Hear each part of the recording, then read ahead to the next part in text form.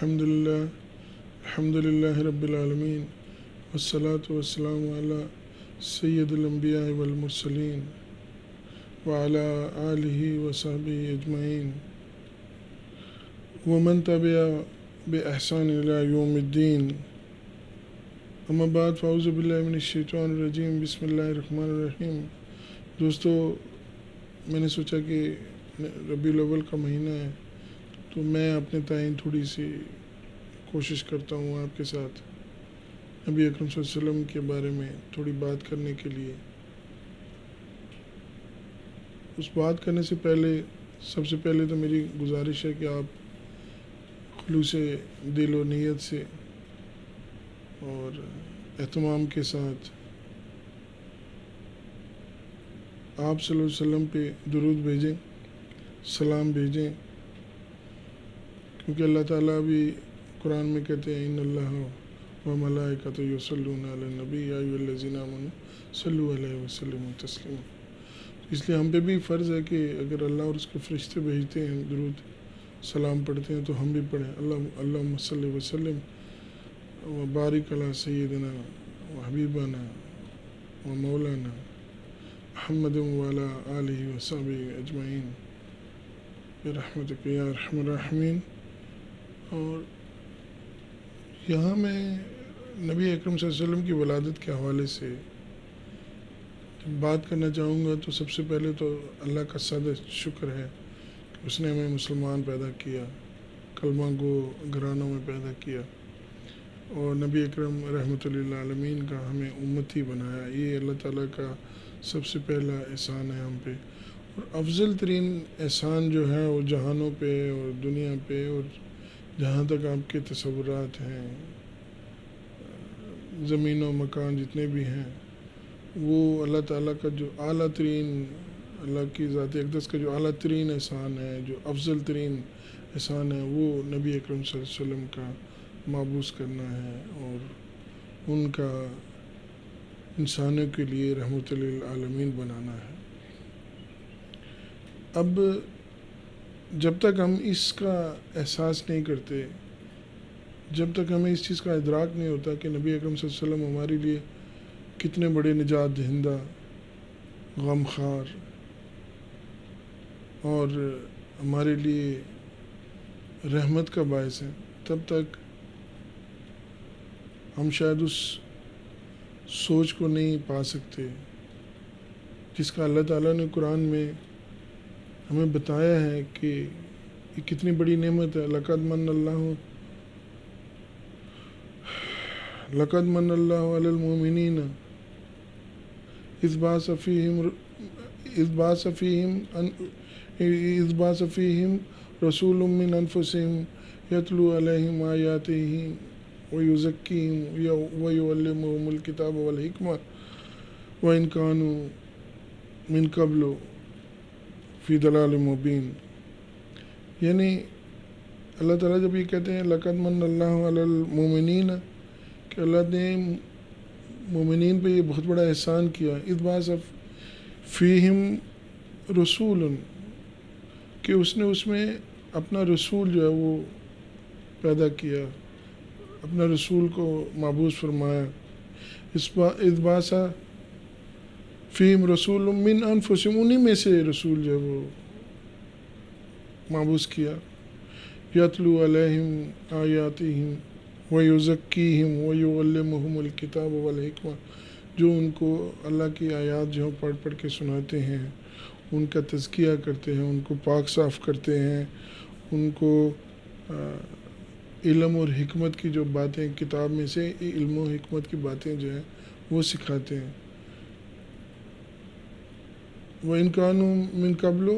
فِي ضَلَالٍ مُبِينٍ، اور اس سے پہلے وہ جو ہے وہ کھلی گمراہی میں پڑے ہوئے تھے۔ ضلال، اندھیرا، گمراہی، آپ اس کو جو بھی تشبیہ دے لیں،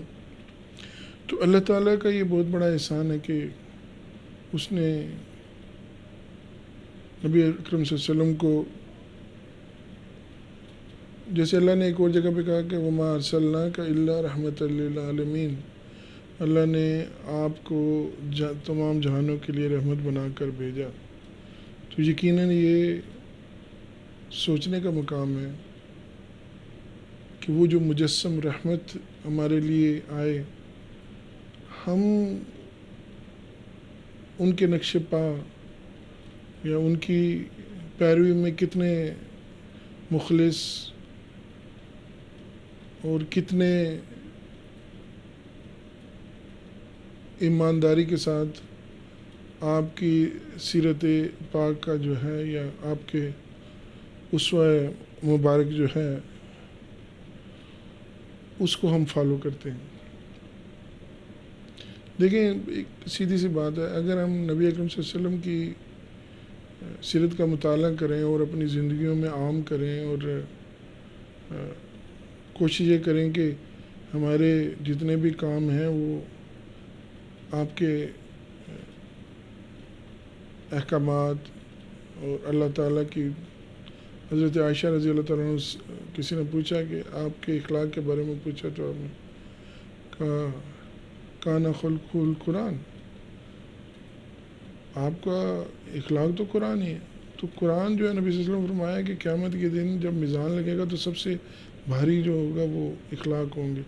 تو کہنے کا مقصد ہے جو روزمرہ ہمارا لین دین، ہمارے ایک دوسرے ملنا ملانا، جو ہماری معاشرتی اور معاشی اور جو بھی زندگی ہے، اس کے اگر ہم ان چیزوں کو اپنا لیں تو شاید ہمارا ہر عمل جو ہے، اور یقیناً ہمارا ہر عمل جو ہے وہ عبادت جو ہے نا وہ شمار ہوگا۔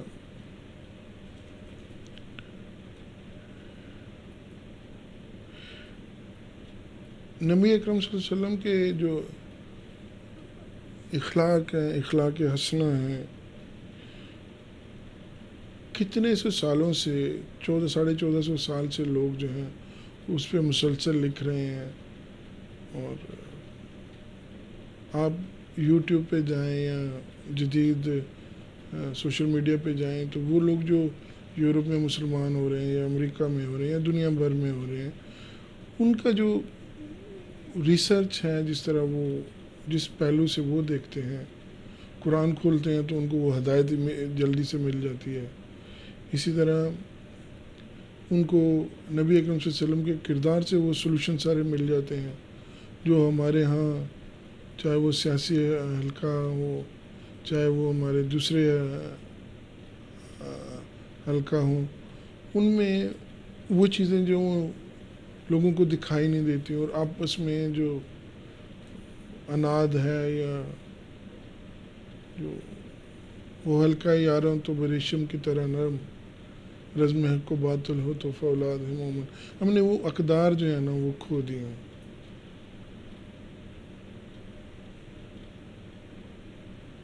محمد رسول اللہ والذین معہ، یہ وہی جو اقبال نے اس کو ٹرانسلیٹ کیا۔ پھر ہمارے صوفیاء کے اگر کلام کو ہم سنیں، ہمارے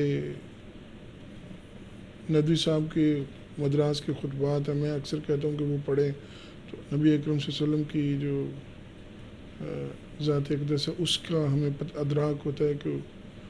کتنی بڑی رحمت تھی اور کتنا بڑا کردار تھے ہمارے لیے۔ اسی طرح امام ابن تیمیہ نے جو نبی صلی اللہ علیہ وسلم کی ذات اقدس کا جو ایک اوصاف کا جو تجزیہ کیا ہے، بہت بڑی رہنما کتاب ہے، ایک کتنے پہلوؤں کو آشکار کرتی ہے ہماری رہنمائی کے لیے۔ جن کا بھی کلام پڑھیں آپ، علماء، صوفیاء، میاں صاحب نے کہا کہ آب یتیم یتیمہ تائی حد سے رتے در، واہ واہ کریم امدہ والی مہر شفاعت کردہ آپ کریم، آب یتیم یتیمہ تائی حد سے رتے دردہ۔ اقبال نے جیسے کہا ہے کہ محمد سے وفات ہونے تو ہم تیرے ہیں، یہ جہاں چیز ہے کیا لوح و قلم تیرے ہیں۔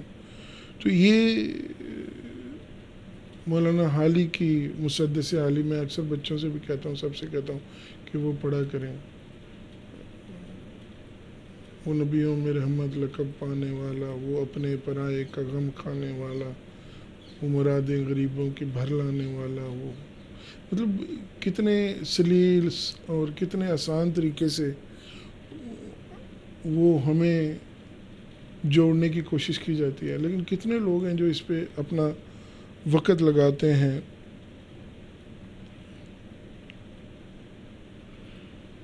لقد کان فیکم لقد کان لکم فی رسول اللہ اسوۃ الحسنہ، یعنی نبی اکرم صلی اللہ علیہ وسلم کی ذات اقدس جو ہے،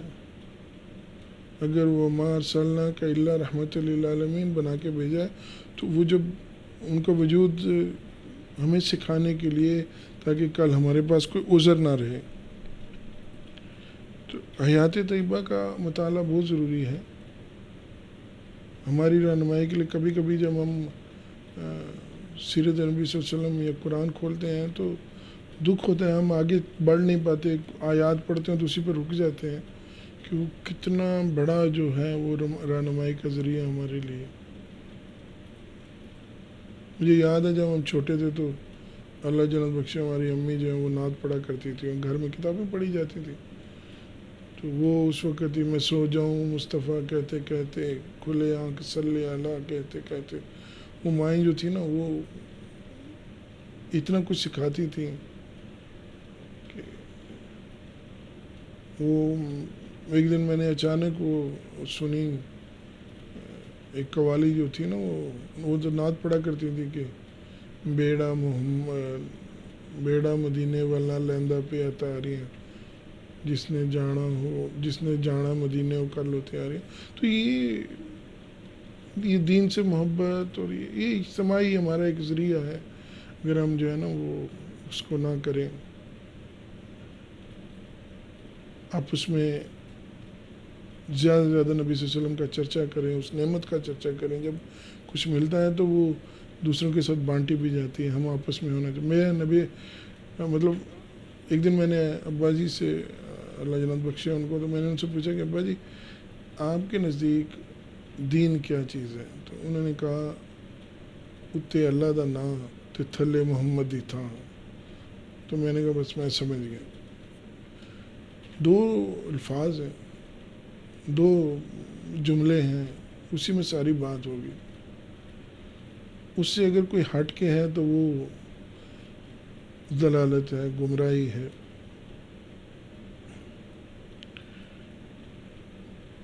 اب یہ ہے کہ نبی اکرم صلی اللہ علیہ وسلم کے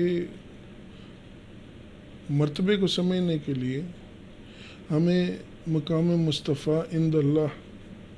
یعنی اللہ کے پاس نبی اکرم صلی اللہ علیہ وسلم کا کیا مقام ہے، اس کو سمجھنے کی ضرورت ہے. اللہ تعالیٰ کا اپنے محبوب کے ساتھ کتنا قرب اور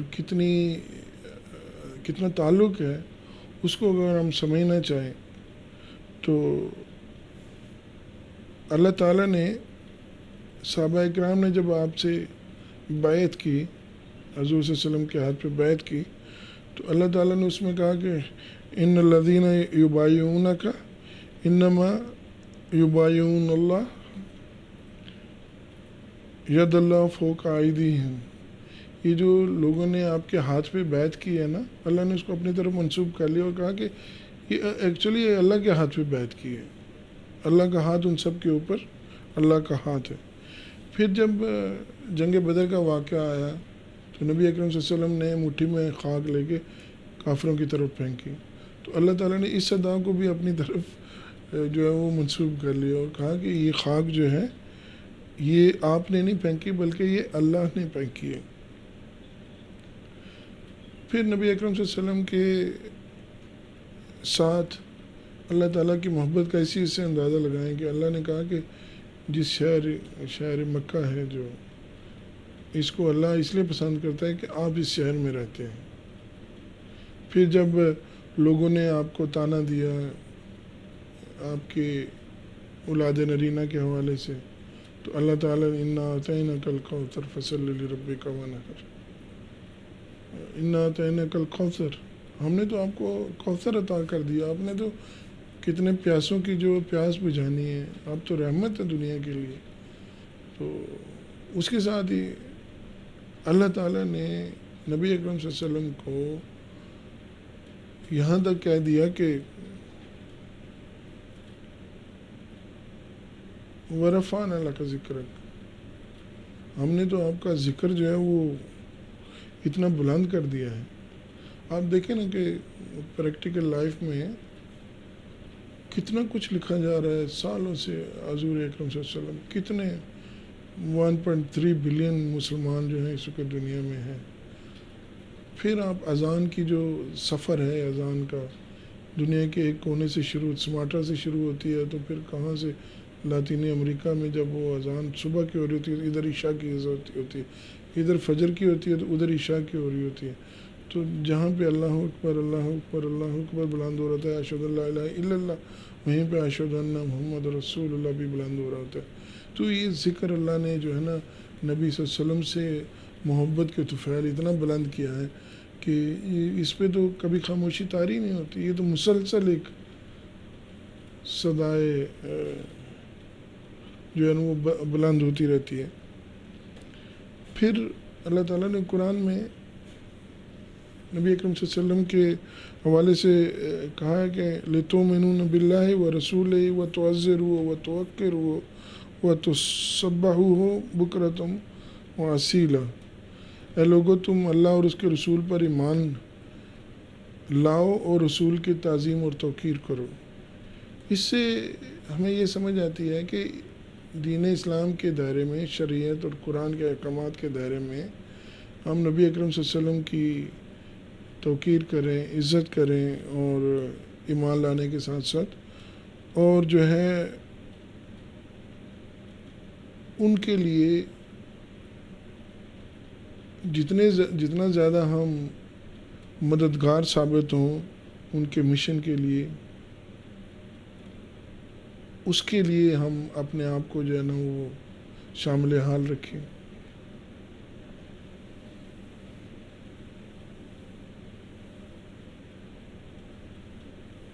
ہاں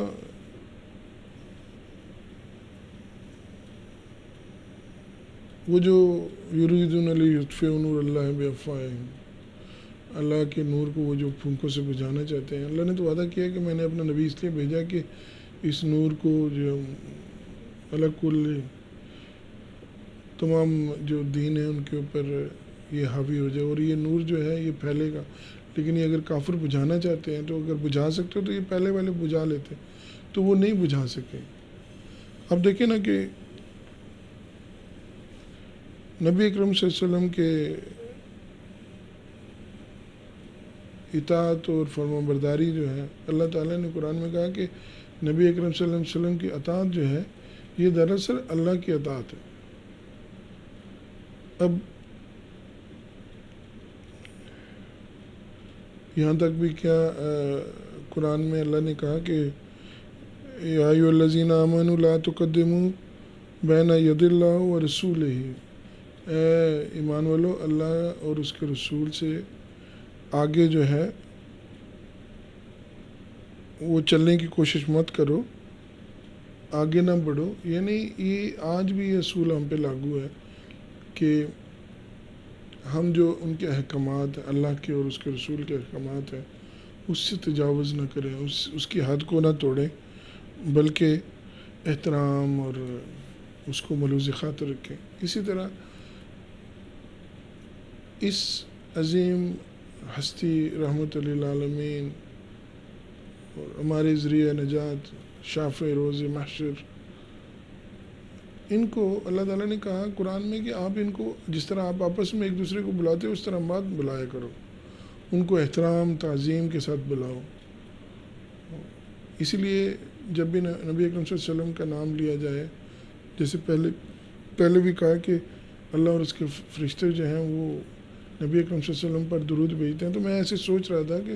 اس میں کوئی ماضی حال مستقبل کی بات نہیں، یہ مسلسل عمل چل رہا ہے اور ہمیں نہیں پتہ کہ کتنے فرشتے اور مسلسل جو درود بھیجتے رہتے ہیں. اور فرمایا گیا کہ اگر ایک دفعہ آپ درود بھیجتے ہو تو اللہ 10 دفعہ اس پہ سلامتی بھیجتا ہے. تو اس سے بڑی اور خوش قسمتی مسلمانوں کی کیا ہو سکتی ہے کہ اگر ہم نبی اکرم صلی اللہ علیہ وسلم پہ درود بھیجیں، ایک دفعہ تو اللہ 10 دفعہ بھیجتا ہے. اور ایک صحابی آئے تو انہوں نے کہا کہ میں اپنی دعا جب مانگتا ہوں تو اس میں آپ کے لیے حصہ جو ہے نا وہ آپ پہ سلام بھیجتا ہوں، درود پڑھتا ہوں یا سلام پڑھتا ہوں. تو یہ کیا کافی ہے؟ تو انہوں نے کہا کہ اس سے اگر زیادہ کر لو تو وہ بھی اچھا ہے. انہوں نے کہا پھر میں نے آدھی دعا کر لی ہے. پھر اس نے آپ صلی اللہ علیہ وسلم نے فرمایا کہ اس سے بھی زیادہ. انہوں نے کہا میں نے پوری دعا میں درود شریف مانگنا شروع کر دیا. تو آپ نے کہا آپ نے اس پہ خاموشی اختیار کر لی. مطلب وہ یہ ہے کہ سننے میں یہ ہے کہ آپ ہر وقت بھی درود پڑھتے رہو تو یہ ہمارے لیے جو ہے نا وہ خیر و عافیت کا باعث ہوگا. پھر اللہ کے نبی صلی اللہ علیہ وسلم جو ہیں ان کے حوالے سے یہ ہے کہ قرآن میں سورہ لہب آتی ہے جو آپ کے چچا تھے. اعوذ باللہ من الشیطان الرجیم بسم اللہ الرحمن الرحیم تبت یدا ابی لہب وتب. تو وہ جو ابو لہب تھے جن کے نام میں آئی ہے وہ آپ کے چچا تھے. وہ جب حضرت آمنہ رضی اللہ تعالیٰ عنہ یعنی حضور صلی اللہ علیہ وسلم کی ولادت ہونے والی تھی تو اس نے اپنی ایک کنیز کو جس کا نام سویبہ تھا اس کو بھیجا کہ میری بھابھی کے یہاں ولادت ہونے والی ہے تو تم جا کے ان کی خدمت کرو. تو جب حضور صلی اللہ علیہ وسلم کی ولادت ہوئی حضرت آمنہ رضی اللہ تعالیٰ عنہ نے بتایا کہ انہوں نے دیکھا کہ شام کے جو منارے ہیں ملات ہیں وہ روشن ہو گئے. تو وہ خوشی سے جب بھاگی گیا تو اس نے کہا کہ آپ کے یہاں بھتیجا پیدا ہوا ہے. تو اس نے خوشی کے عالم میں انگلی کے اشارے سے کہا کہ جاؤ تمہیں میں نے آزاد کر دیا. تو ابو لہب جب کے مرنے کے بعد حضرت عباس شاید انہوں نے خواب میں دیکھا تو پوچھا حال کیا ہے تمہارا؟ اس نے کہا بہت مشکل میں وقت گزرتا ہے, بہت تکلیفیں ہوتی ہیں. ہاں لیکن ایک دن ایسا ہے کہ جس دن یہ عذاب کم کر دیا جاتا ہے. یہ وہ دن ہے, اس کا حوالہ وہ ہے کہ جس میں اس نے خوشی سے آپ کی صلی اللہ علیہ وسلم کی ولادت پہ اس لونڈی کو آزاد کیا تھا, یہ کنیز کو آزاد کیا تھا. اس دن اس کا عذاب جو کم کیا جاتا ہے پھر وہی دوبارہ سے اس طرح شروع ہو جاتا ہے. تو مفسرین نے یہ بھی بتایا ہے ہمارے بڑوں نے کہ اگر نبی اکرم صلی اللہ علیہ وسلم پہ ایمان والے اور درود پڑھنے والے اگر ان کو اس واقعے کے ساتھ اگر جوڑا جائے تو یقیناً اللہ کی ذات مسلمانوں پہ اپنی رحمت کرے گی اور کرم کرے گی. باقی نبی اکرم صلی اللہ علیہ وسلم جو ہے وہ سوموار کا روزہ, جسے میں تو چاہتا ہوں کہ ہمارے جو پکارے جانے والے دن ہیں ان کو تھوڑا سا ہم ترتیب اس کی صحیح کریں. جمعہ, الجمعہ, سبت, یوم الاحد, اثنین, ثلاثہ, اربع, خمیس و جمعہ. اس کو ہم کیوں نہ ہم اس طرح کریں, سوموار, منگلوار, بدھوار. مجھے نہیں سمجھ یہ کون سی یہ ہندو مت سے ہیں یہ کہاں سے ہیں, لیکن یہ ہے کہ شاید ہماری عام زندگی میں ان کو بھی بدلنا پڑے گا. نبی اکرم صلی اللہ علیہ وسلم روزہ رکھتے تھے تو کسی نے آپ سے پوچھا, حضرت ابو قتادہ رضی اللہ تعالیٰ عنہ سے روایت ہے, پوچھا کہ یہ جو اس کے حوالے سے روزے کے حوالے سے, تو آپ نے کہا کہ یہ وہ دن ہے جس دن میری پیدائش ہوئی تھی اور میرے اوپر وحی نازل ہوئی تھی. تو خوشی کے لیے روزہ رکھنا, اللہ کے شکرانے کے لیے روزہ رکھنا یقیناً یہ جائز چیز ہے, اور ہمیں یہ کوشش کرنی چاہیے کہ ہم بھرپور خوشی منائیں, لیکن اس دائرے میں رہ کے منائیں اور نبی اکرم صلی اللہ علیہ وسلم کی دین کی ترویج, ان کی تعلیمات, اور آپس میں جب بیٹھیں ان کا ذکر کریں, ایون دوسروں سے ملیں تو اس کا ذکر کریں. بہت سارے جو نان بیلیورز ہیں یا کافر ہیں, ایون ہمارے مسلمز ہیں, ان کو نہیں پتہ واقعات کا. اسی لیے میں کہتا ہوں کہ جب یورپ اور امریکہ اور غیر اسلامی دنیا میں جب تحقیق ہوتی ہے تو وہ ایمان جب لاتے ہیں تو اس کی ایک وجہ یہ ہوتی ہے کہ جب وہ آشنا ہوتے ہیں نبی اکرم صلی اللہ علیہ وسلم کی ذات اقدس سے, پھر ان کو احساس ہوتا ہے. کہ اصل دین کیا ہے اور شخصیت کیا ہے. آج کر کے مسلمانوں جب مجھے یا کوئی دوسرے مسلمانوں کو دیکھ کر تو شاید اس طرح کا ایمان لانا جو ہے وہ ان کے لیے مشکل ہو جاتا ہے، کیونکہ وہ ہمارے اندر وہ ماڈلز نہیں دیکھ پاتے. لیکن اس کے بالمقابل ہمیں کوشش کرنی چاہیے، ہم زیادہ سے زیادہ جتنی استعداد اللہ نے دی ہے، بجائے ہم سیاسی رہنماؤں کے پیچھے لگ کے ان کے پیچھے شہادتیں قبول کریں اور کہیں کہ یہ ہو گیا وہ ہو گیا، ہم اللہ کے دین کو اگر اچھے طریقے سے پکڑ لیتے ہیں اور نبی اکرم صلی اللہ علیہ وسلم کی ذات اقدس جو رحمت للعالمین ہے ان کی پیروی کرتے ہیں تو ہمارے لیے زندگی بہت ساری آسان ہو جاتی ہے. تو یہ تھوڑی سے چند ایک واقعات تھے، میں نے سوچا تھا کہ میں بھی اپنی حاضری لگوا لوں. اور یقیناً میلاد جو ہے وہ منانا نبی اکرم صلی اللہ علیہ وسلم کا، لیکن وہ میلاد نہیں ہونا چاہیے جس میں ہم دین بھول جائیں، آپ کے احکامات بھول جائیں اور ہم سوری ٹو سے کہ سیلفیاں بنا بنا کے ہم فیس بک پہ پوسٹ کریں اور سوشل میڈیا پہ کریں. تو اس میں ڈاکٹر اسرار احمد صاحب، جتنے علماء ہیں ہمارے، اور ڈاکٹر طاہر القادری اور جتنے دوسرے صاحبان ہیں جنہوں نے تفاسیر لکھی ہیں، مولانا مودودی صاحب یا جتنے بھی ہمارے دوسرے علماء ہیں، وہ جو بھی اپنا اس میں حصہ ڈالتے ہیں، بزرگان دین ہیں، ہمیں چاہیے کہ ہم ان کی عزت کریں، جو بھی ان کے نام لے ہوئے ہیں. اصلاح کا پہلو ہوتا ہے، ان کو ہم بہتر بنا سکتے ہیں، ایک دوسرے کی ہم تصحیح کر سکتے ہیں. کہیں اقبال والا وہ رونا نہ ہونا کہ ہمارا نوحہ جو ہے شیرازہ ہوا امت مرحوم کا ابتر، اب تو ہی بتاؤ مسلمان کدھر جائے، تیرا مسلمان کدھر جائے. تو نبی اکرم صلی اللہ علیہ وسلم ہمیں جوڑنے کے لیے آئے تھے. اگر وہ مدینہ میں اوس و خزرج کی لڑائیاں انہوں نے ختم کروا کے مدینہ کو ایک ماڈل سٹیٹ بنا دیا تھا، تو ان کا وہ جو مجسم رحمت تھی اسی کی وجہ سے ہوا. ہمارے اندر بھی عربوں کے اندر جب لڑائی ہوتی ہے تو وہ جب ایک دوسرے کو صلی اللہ علیہ نبی بولتے ہیں تو آپس میں جفیاں ڈال لیتے ہیں. ہمارے ہاں اس کے مخالف ساری چیزیں چلتی ہیں. تو ہمیں چاہیے کہ ہم جڑیں ایک دوسرے کے ساتھ، نبی اکرم صلی اللہ علیہ وسلم کو لا تقدموا والی جو کیفیت ہے اس سے آگے نہ بڑھیں، ہم ان کے پیچھے رہیں، ان کی تعلیمات کو ہم فالو کریں تاکہ ہم بھی ایک ماڈل بن کے جو ہے وہ لوگوں کے سامنے آ سکیں. اور یہی پیغام ہے کہ محمد سے وفا تو نے تو ہم تیرے ہیں، یہ جہاں چیز ہے کیا لوح و قلم تیرے ہیں. میرا اپنا ایک شعر ہے کہ وہ پھیلی ہے محمد کی خوشبو چار سو، پھیلی ہے محمد کی خوشبو چار سو، سارے عطر بھی ہیں عنبر بھی ہیں عود بھی. مطلب ہے اگر نبی اکرم صلی اللہ علیہ وسلم کی خوشبو کو محسوس کیا جائے تو اس میں ہر چیز جو ہے نا وہ ہر خوشبو کا ورڈ ہے. تو ہمیں چاہیے کہ ہم آپ کی تعلیمات کو فالو کریں اور ایک مثال جو ہے جو باقی کافر رہ گئے ہیں، جو اللہ نے کہا ہے کہ نور پہنچانا ہے، تو ہم بھی اس میں جو ہے نا وہ دستے میں شامل ہو جائیں، اپنے لیے آخرت کا سامان کر لیں.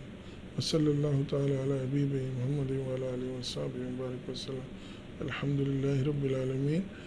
السلام علیکم.